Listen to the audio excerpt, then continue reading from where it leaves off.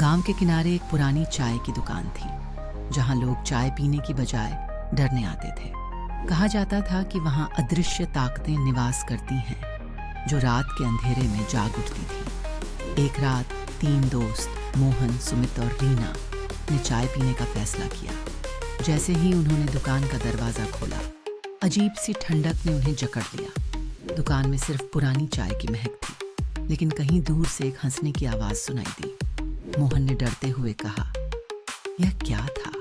सुमित ने चाय बनाने वाले से पूछा तो उसने कहा, यहाँ जो चाय पीता है उसे अदृश्य शक्तियां अपना शिकार बनाती हैं।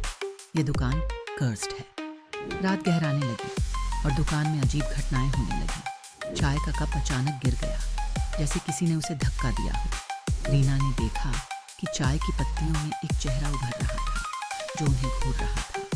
उसे समझ आया कि चाय की दुकान सच में भूतियां थी। अचानक बिजली चली गई और अंधेरे में एक साया उनके पास आया।